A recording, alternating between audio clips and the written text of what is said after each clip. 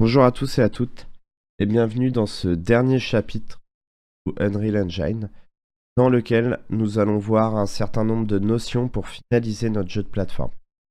La première chose que nous allons voir, c'est ce qu'on appelle une dead zone.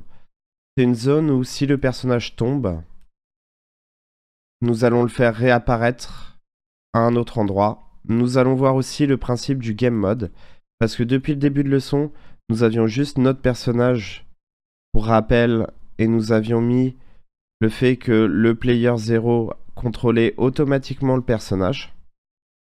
Donc ça, nous allons supprimer ça. Faire la dead zone. Faire un menu vraiment minimaliste qui permet de respawn simplement, de revenir à 0. Faire un petit timer. Et exporter tout ça pour pouvoir faire tester à d'autres personnes le jeu.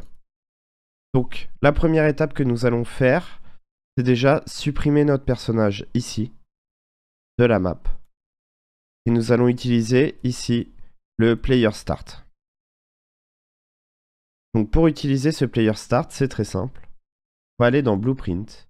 On a un dossier game mode qu'on a créé à la deuxième leçon.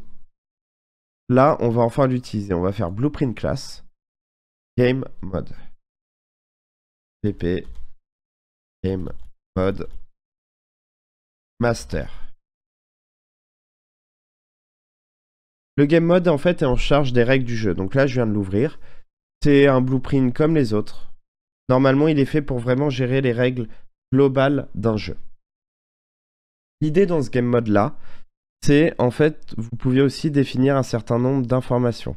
Donc la première chose qu'on va définir, c'est le default pawn class. On va mettre le BP character master. En fait, c'est le personnage de base qui va spawn. Du coup, maintenant, quand on fait play, je fais play ici.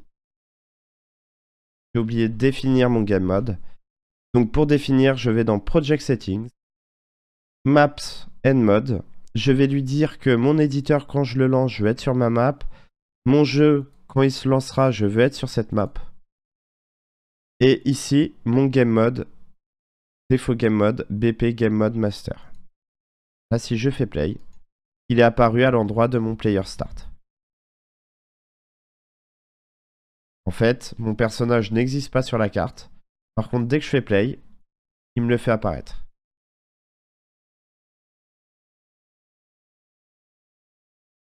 Ce game mode va nous permettre de définir aussi un certain nombre de règles dans des jeux multijoueurs. Par exemple, un certain nombre de rounds pour gagner une partie ou des choses comme ça. Là, pour l'instant, on en a juste besoin pour définir quel est notre player, plus tard quel est notre player contrôleur, quel est notre caractère, etc. Maintenant, on va passer à l'étape suivante. On va faire la dead zone. Donc pour ce faire, on va dans Content, Blueprint, Actor. On va faire un nouveau blueprint de type Actor. On va appeler ça PP S Zone. On fait comme on a fait pour la victoire. On va aller chercher ici, collision. Et on va chercher une box collision.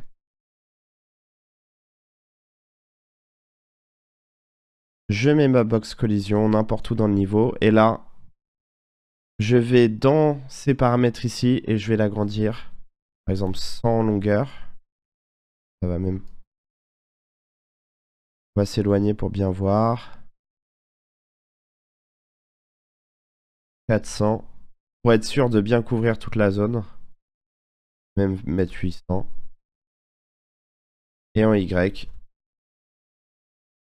Et en Z, on va peut-être mettre un 50. Qui est quand même une hauteur. Et on va descendre.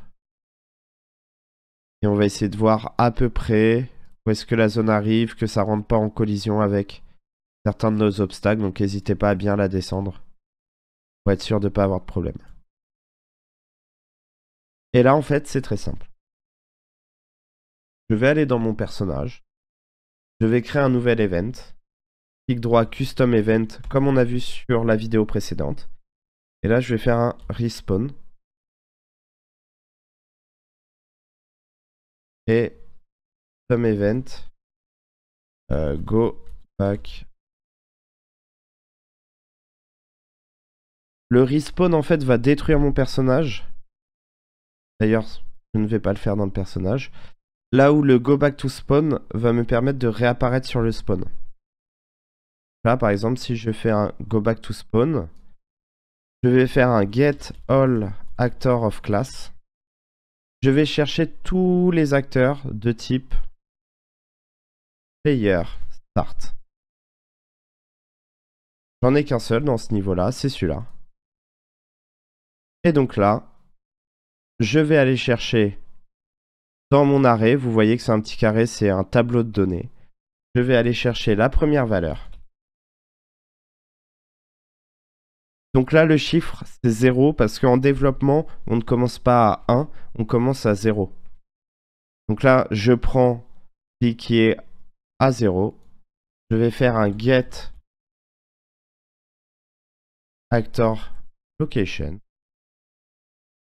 Et ici, je vais faire set actor location sur mon personnage. Et je vais lui dire, va à cette position et tu te téléportes. Pour tester que ça marche, je vais faire un clic droit. Je vais aller chercher num0, qui est en fait le pavé numérique, qui est en fait je l'utilise pour débugger. Et je vais lui dire, tu m'appelles cet événement go back to spawn. Et là, si je fais play,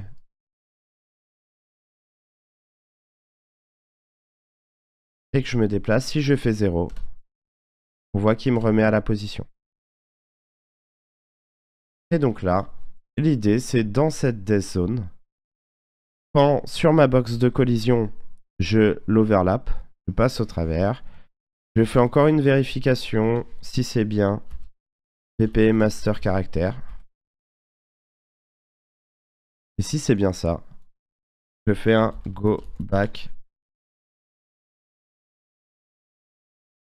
Et donc à partir de là, ça fait que si je tombe,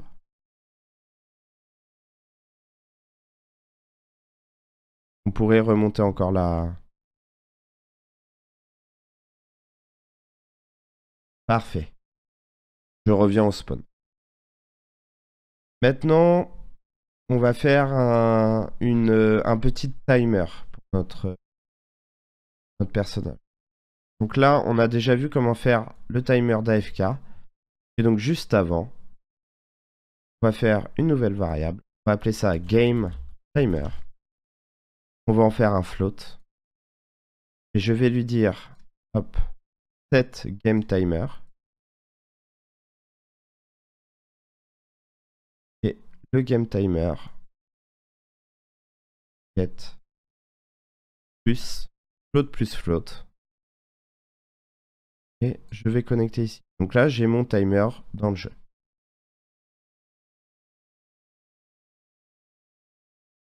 Maintenant, pour faire apparaître ce timer, il va falloir faire un peu d'interface utilisateur.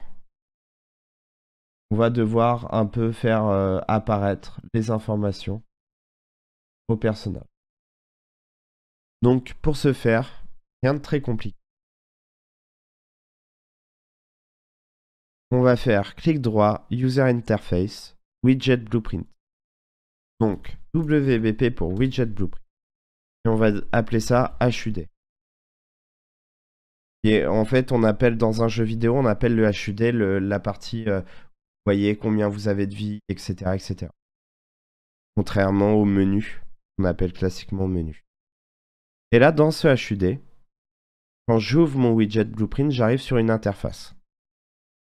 Là, mon rectangle représente mon écran. Et là, les éléments que je peux glisser dans cet écran-là. Donc là, je vais juste aller chercher un texte de manière très simple. Et je vais le glisser. Pour placer ce texte, c'est très simple. Vous avez les options qui sont ici. Donc là, il nous demande où est-ce qu'il doit mettre le texte. En haut à gauche, au milieu, en haut, etc. Donc là, moi, je vais dire en haut à gauche. Je vais lui dire une position X, Y. Je vais remettre tout à 0. Hop, je remets tout à 0. L'idée, c'est de cliquer sur Size to Content. Le texte peut être d'une taille différente. suivant les chiffres, etc. Donc en fait, je vais lui mettre une taille où mon conteneur de texte s'adapte à la taille du contenu. Et là, je vais faire par exemple 50 et 50. Pour mieux voir ce texte, je vais même rajouter autre chose. Je vais aller prendre un border ici. Je vais le glisser ici dans ma hiérarchie. Sur mon border, je vais lui dire mon brush color ici est en noir. Et le R correspond à l'alpha, donc à la transparence, et je le mets à 0,5. Donc, comme ça, on a un petit fond. On glisse notre texte dans notre border. Et notre border, on met bien size to content. Et on va lui dire 40 et 40. Donc là, déjà, pour afficher cet élément, c'est très simple. On va créer un nouveau blueprint. Alors attendez. Je vais juste ouvrir le panneau latéral là. Déplacer mon widget blueprint que j'ai mis dans le mauvais. Je vais dans Player sinon. Et je fais blueprint class. Player controller. pp. Player controller. Master. Comme je vous ai dit, le player controller reste toujours en place là où les personnages peuvent être détruits et réapparaître. Donc l'idée c'est qu'en fait dans ce player controller, dans l'event graph, dans l'event begin play, on fait un create widget pour créer justement le widget que je viens de mettre. On dit que c'est le WBPHUD. Et là dans le return value, on fait add to viewport. Donc on l'ajoute à l'écran. Compile, save. Et il ne faut pas oublier de dire à notre jeu et dans les règles du jeu, donc dans le game mode, qu'on va bien utiliser ce player controller. Le BP player controller master. Là, si je fais play, on voit bien que mon texte est bien en haut à gauche. Maintenant, l'idée, ça va être de ce texte-là, on va en faire un timer. Pour ce faire, on va dans notre widget blueprint, on va sur notre texte, et là, il me demande le contenu du texte. Donc le texte va changer en permanence. C'est là où il va être important de faire un bind. Bind. Le bind, en fait, c'est à chaque fois que la valeur qu'on lui a définie va changer, on met à jour le texte.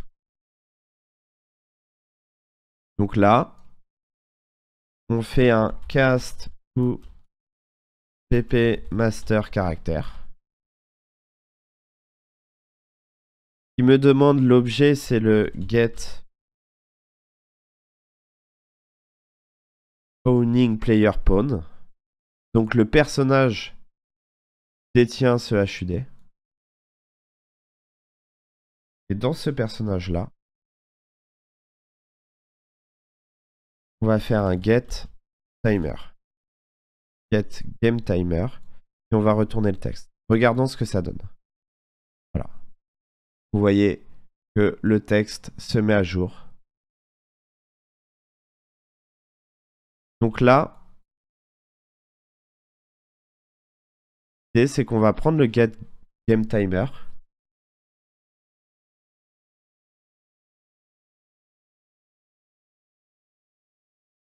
On va l'arrondir. Que ça soit un nombre entier et pas avec des virgules. Là, on voit les secondes qui passent. Et là, va falloir faire un tout petit peu de logique.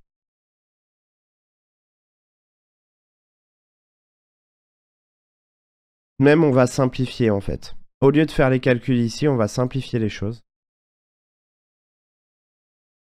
Hop. On va aller dans notre personnage directement. Au lieu de créer simplement ça, le game timer, on va créer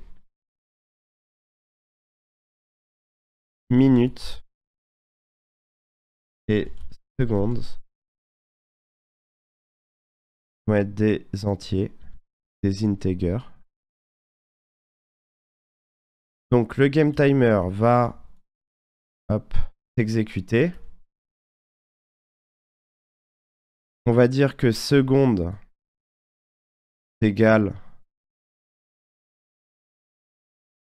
au game timer qu'on va truncate. Donc on va enlever les virgules.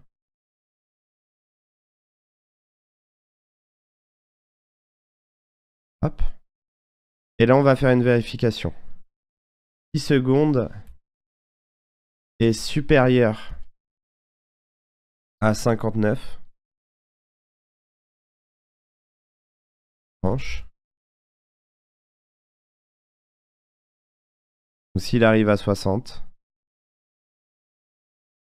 on va prendre minutes. On va faire plus. Donc on va rajouter plus 1 aux minutes.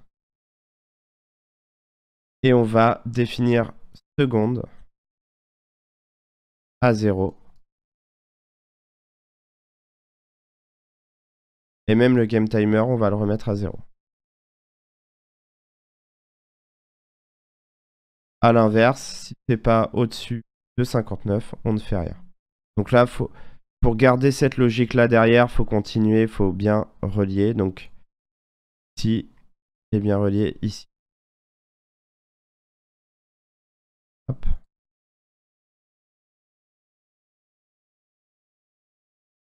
Donc, hop, hop, hop. Maintenant, ce que je vais faire du coup dans mon HUD, je vais faire un get minute, get seconde. Et là, je vais format texte. Et le format texte me permet de mettre un texte, timer 2 points. Et là, je mets des accolades. Minute. Je ferme l'accolade. 2 points.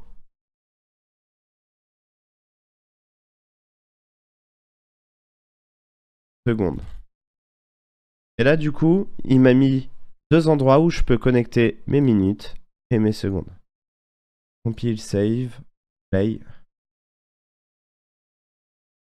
Vous voyez les secondes qui passent. Donc, je ne vais pas vous faire attendre 59 secondes. On va laisser tourner. Et je vais vous montrer une autre chose. Donc on a bien la dead zone. Donc sachez que quand le jeu tourne, vous pouvez vous éjecter du personnage. Et vous déplacer dans un niveau. Pour justement pouvoir observer le niveau sous tous les angles. Si vous voulez retourner sur votre personnage, vous appuyez sur Process. Donc là, je suis de retour sur le personnage. Donc là, on a fait un début d'interface. On a intégré les déplacements, l'animation, la victoire, etc. Maintenant, il nous manque plus qu'une chose. C'est un menu, exporter le jeu et pouvoir faire tester des gens.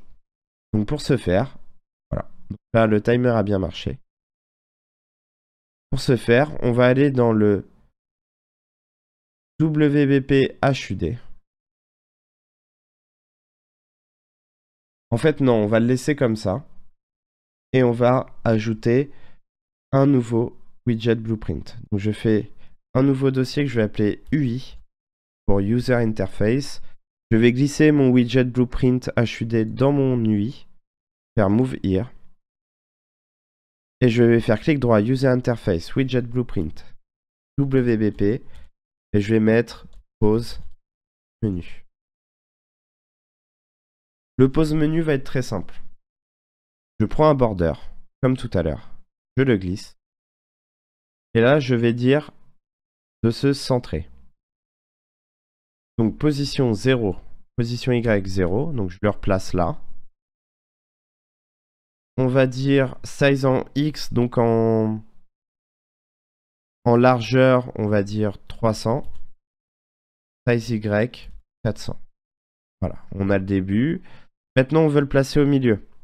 Le problème, c'est que le point d'ancrage est en haut à gauche.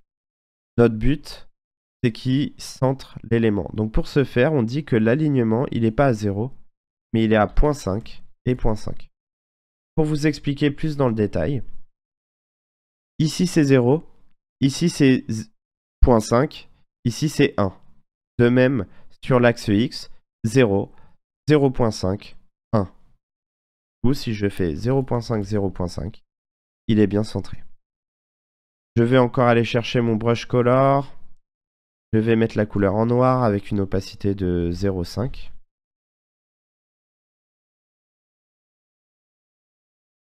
Et là, je vais lui ajouter un autre élément qui s'appelle le vertical box. Donc, je vais la recherche ici. Je glisse mon vertical box dans mon border. Et en fait, le vertical box me permet de placer des éléments les uns en dessous des autres. Et donc là, je vais placer un certain nombre d'éléments. D'abord un texte. Hop. Mon texte, je vais dire que c'est le pose. Et là, je vais lui dire, sur l'axe horizontal, tu te mets au centre. Voilà. Bien le button, donc un bouton que vous voyez ici, qui est cliquable, et avec un texte. Ce bouton-là, on va lui rajouter ce qu'on appelle un padding, donc une marge sur le côté. On va lui dire 30 à droite, 30 à gauche. Ce bouton, je vais faire CTRL-C, cliquer sur Vertical Box, CTRL-V pour le coller. Le deuxième bouton, je vais lui rajouter un padding en haut de 40, par exemple. Voilà. Donc là, j'ai mes débuts d'éléments. Première chose, ce bouton-là, je vais prendre et je vais dire respawn. Et color. Je vais aller changer sa couleur. Mettre en noir. De même pour le deuxième bouton. Ça ne va plus être respawn, mais on va l'appeler 8. C'est le jeu. Ah, et maintenant, dernière chose, je prends ma vertical box et je vais la centrer au milieu. Et donc là, dans mon alignement, hop, et je vais me prendre tout. Et c'est centré au milieu. Première chose, pour bien se repérer, mon bouton, je vais cliquer dessus et je vais l'appeler BTN Respawn.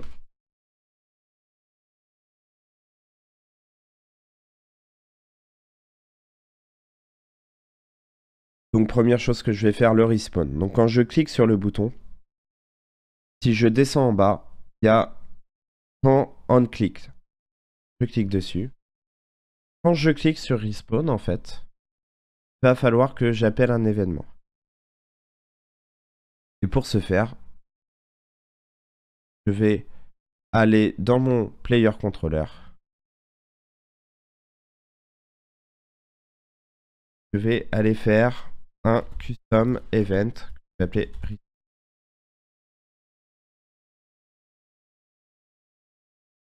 Donc avec cet événement-là, je vais aller chercher plusieurs choses. D'abord le get controlled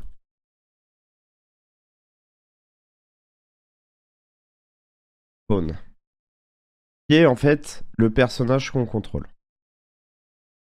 Je vais faire un destroy actor.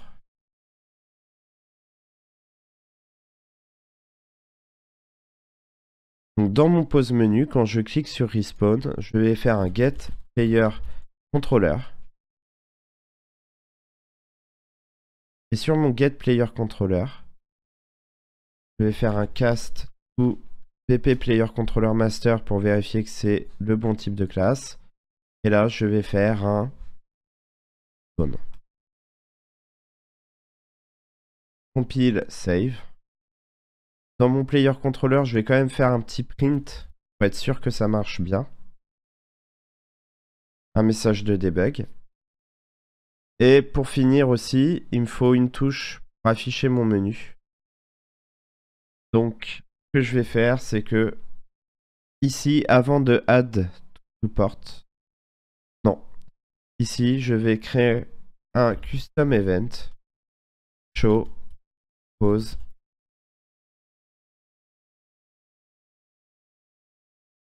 Donc pour afficher le menu, c'est très simple. Je vais d'abord faire un create widget blueprint. Je vais chercher mon pause menu. Ici, je vais le promouvoir comme une variable. Je vais appeler pause menu. Et je vais faire un add to viewport. Le problème, c'est que si le menu a déjà été créé, on veut le détruire. Donc en fait, ce qu'on va faire, c'est on va faire ce qu'on appelle un flip-flop. Flip-flop. Donc c'est quand j'exécute cet événement, la première fois, il va m'exécuter le A, la deuxième fois, le B. Troisième fois, A, B, ça va alterner. Donc le B, je vais prendre le pause menu. Je vais faire un remove from parent.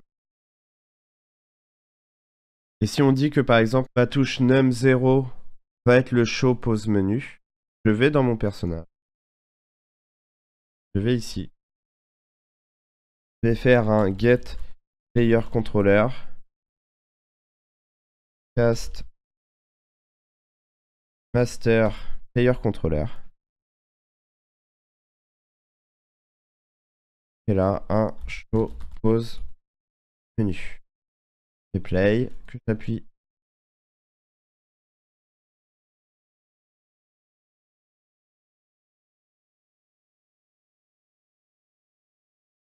Voilà. J'appuie. Et quand je réappuie, ça enlève le menu.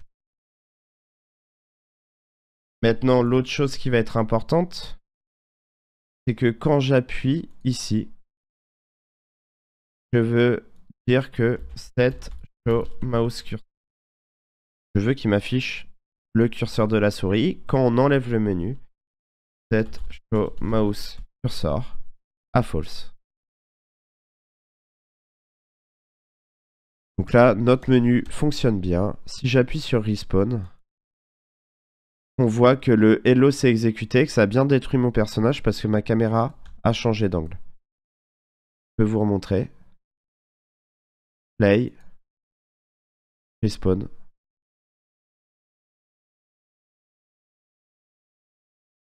Donc, maintenant, pour compléter le respawn, en fait, c'est bien de détruire le personnage, mais maintenant, on va devoir faire spawn un autre personnage. Donc, on fait un get all actor of class player start.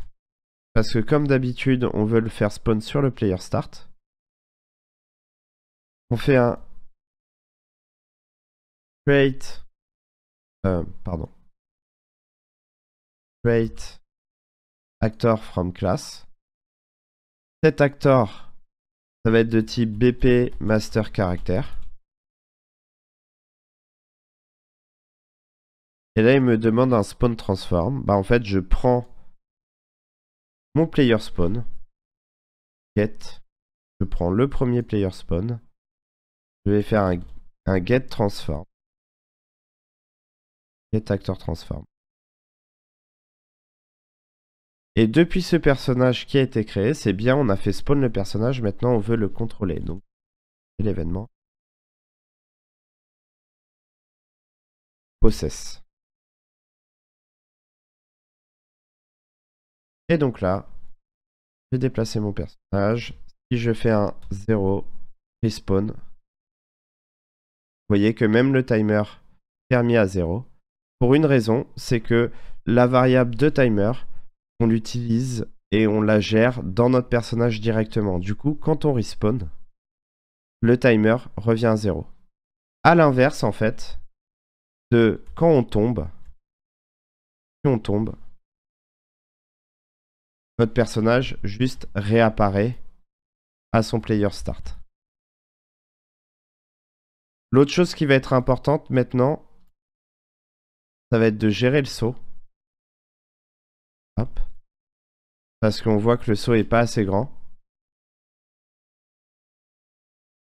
Et le dernier point aussi, c'est de gérer les collisions de nos objets. En fait, si on va dans nos mèches enviro et qu'on prend une plateforme, on va prendre une plateforme. Je crois que c'est ce qui est ici. Mais une plateforme, très bien. Hop. Ça, c'est notre plateforme. Si on regarde les collisions, donc pour voir les collisions, on va ici et on va dans Player Collision. On voit que le problème, c'est que les collisions sont un peu trop grandes par rapport aux vraies collisions de l'objet. Donc pour ce faire, en fait, on va utiliser une technique très simple. C'est dans Collision Complexity, on va faire Use Complex Collision as Simple. Et donc là, Player Collision, on voit que les collisions collent plutôt bien à notre modèle 3D. Là, si j'avance, l'effet que nous avions juste avant de je marchais dans le vide n'existe plus. Hop. Et maintenant, on va juste aller un peu changer les valeurs de notre personnage pour qu'il puisse sauter un peu plus loin et un peu plus. Donc pour finir maintenant, on va juste déplacer la caméra en arrière. Compile et save. Qui va nous permettre d'avoir plus une vision globale du personnage. On va aussi aller changer sa hauteur de saut. Et le Jump Z Velocity quand on a le caractère movement de sélectionner. On va mettre 800. Peut-être qu'on va changer un peu sa vitesse aussi pour rajouter un peu de dynamisme. Donc dans Walking, on va peut-être mettre 800 aussi. Hop, play.